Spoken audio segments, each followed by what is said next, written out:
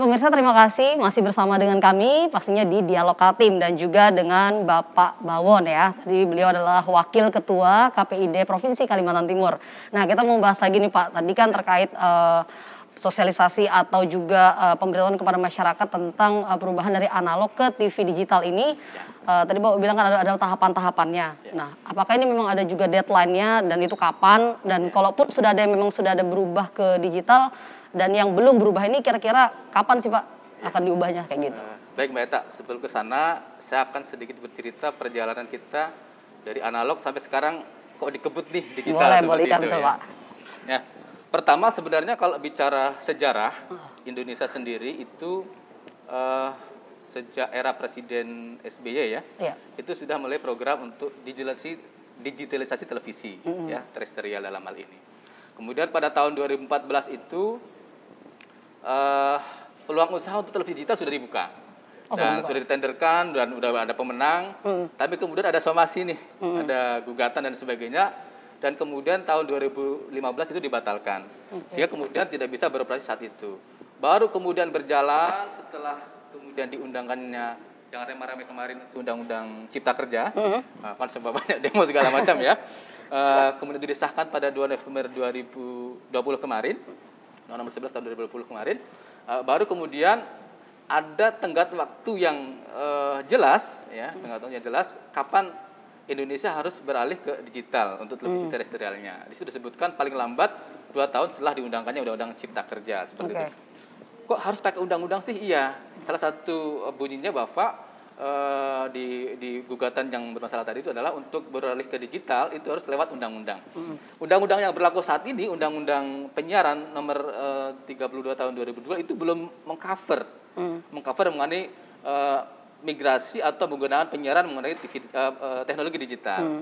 Baru di Undang-Undang Cipta Kerja inilah kemudian itu mengakomodir bahwa penghentian siaran analog bisa dapat dilakukan atau migrasi penggunaan teknologi terbaru untuk penyiaran televisi dapat dilaksanakan termasuk dengan teknologi digital.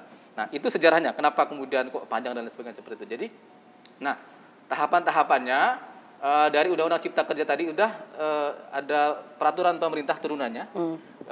Kemudian juga diatur juga peraturan menterinya. Diatur bahwa dari sebelum tanggal 2 November 2022 harus sudah digital semuanya. Nah, untuk Kalimantan Timur itu masuk provinsi pertama yang akan digital. Siaran analog dan Tenggana. Untuk Kalimantan Timur, dalam ini Samarinda, Kutai Kartanegara dan juga Bontang, insya Allah akan sesuai rencana, sebagaimana peraturan Menteri Nomor 6 Tahun 2001, kita akan digital di tanggal 17 Agustus 2021 ini. Berarti bulan depan ini Pak ya? Sudah sangat dekat, ya, sudah sangat dekat, seperti itu. Jadi sudah sangat dekat, dan ya kita tidak bosan-bosannya mengingatkan masyarakat untuk dapat bersiap menyambut itu. Kalau kita tidak bersiap, ya nanti jangan kaget kalau tiba-tiba di tanggal 17 Agustus televisi kita blank. Gak bisa muter apa-apa tuh Pak? Gak bisa muter apa-apa karena siaran analognya sudah dihentikan.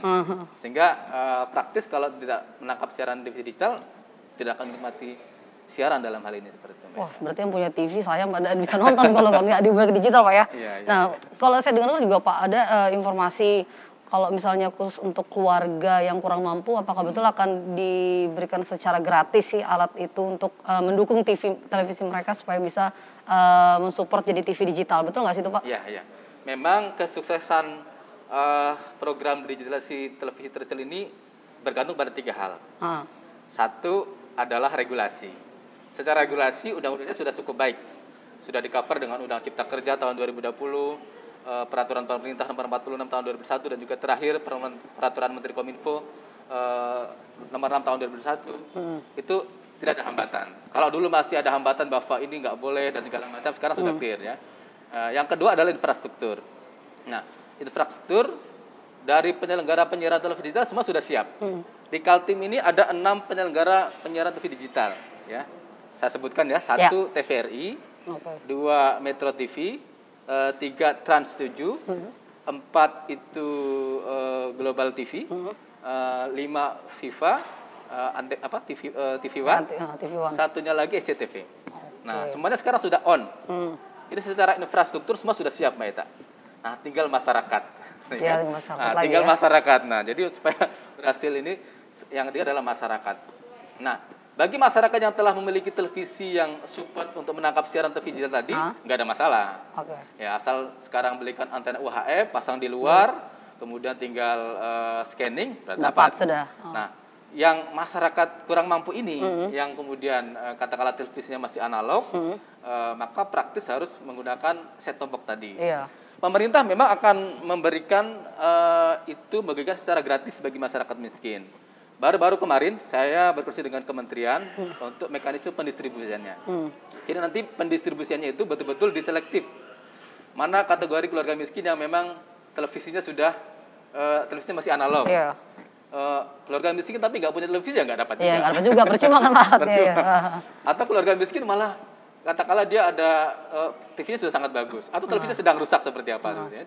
Jadi betul-betul nanti akan diverifikasi dengan baik. Distribusinya sedang ditentukan apakah nanti oleh kelurahan pengambilannya atau door to door seperti itu. Jadi pada prinsipnya pemerintah untuk mensukseskan program digitalisasi televisi tersier ini akan memberikan bantuan set-top box secara gratis bagi rumah tangga yang kurang mampu atau miskin dengan syarat dia masih menggunakan TV analog. Iya, betul. Berarti kayak gimana tuh nanti kalau ngedatanya kan banyak betul nih kalau ibaratnya Sekaltim nih. Berarti totali untuk wilayah Kalimantan Timur terutama di Kaltim 1, Samarinda, Kukar, dan juga Bontang. Itu ada 30.000 Mbak Eta. Waduh, 30.000 ya. Sementara rentang waktu kita berlari terus nih. Iya. Tadi targetnya tahun 2022 sudah selesai tadi Pak ya? 17 Agustus ini malah 17 Agustus mulai. Tapi untuk yang batasnya semua harus jadi digitalisasi? Ya, itu secara nasional. Oh, secara nasionalnya itu ya. Kalau untuk Kaltim ini kan yang sebaran TV analog tadi ada di 4 kota. 3 sudah saya sebutkan, satunya di Balikpapan. Nah, Balikpapan sendiri nanti akan di 31 Desember. 31 Desember, berarti akhir tahun Pak ya? Akhir tahun. Jadi 1 Januari 2022, Kalimantan Timur seluruhnya sudah bersiaran secara digital. Wes, mantap itu Pak. Berarti digitalisasi semua itu Pak ya. Makanya dari Komisi Penyiaran Indonesia Provinsi Kaltim juga berarti kebut terus ini Pak ya. Untuk selalu memberikan sosialisasi ini kepada masyarakat, apa segala macam yang dibutuhkan. Jadi tim ini sendiri apakah nanti langsung turun ke lapangan atau seperti apa tuh Pak? Kadang kan ada juga tuh biar kita udah tahu dari gadget atau tahu dari media dari mulut ke mulut. Kadang ada juga tuh karena masih nggak paham Pak. Gimana sih upaya KPID ini supaya masyarakat tuh paham gitu loh Pak? Benar Mbak Eta. Ini yang saya sampaikan bahwa KPID yang merupakan representasi masyarakat dalam hal penyiaran juga berperan sangat penting untuk mensukseskan agenda ini. Betul. Karena kami tidak ingin masyarakat yang selama ini menerima informasi melalui siaran televisi, tiba-tiba nanti kalau ini tidak berjalan smooth atau berjalan rapi masyarakat tidak menikmati siaran. Nanti bisa dikategorikan kita malah melanggar HAM karena tidak memberikan hak bagi masyarakat untuk informasi. Makanya kami terus mendorong agar masyarakat juga bersiap seperti itu. Karena apa? Karena nanti akan banyak sekali keuntungan yang diterima oleh masyarakat. Ya, secara pilihan siaran akan semakin beragam. Ya, tampilannya lebih oke juga Pak ya. Lebih oke dan sebagainya. Jadi kami tak henti-hentinya untuk menyampaikan kepada masyarakat agar sekali lagi masyarakat jangan sampai kehilangan informasi yang selama ini dinikmati. Dan kami sampaikan dalam rapat sebelumnya bahwa pastikan ini penyebaran STB atau set-top box berjalan efektif dan efisien dan tepat sasaran. Nah, sehingga jangan sampai nanti karena tidak tepat sasaran malah diberikan malah dijual kan. Lain lagi nanti keuntungannya Pak ya. Peruntukannya malah disalahgunakan gitu Pak ya. Benar. Oke lah Pak, kita tahan dulu Pak ya, nanti kita akan lanjut lagi setelah pariwara yang berikut ini. Tetaplah bersama kami nanti di Dialog Kaltim.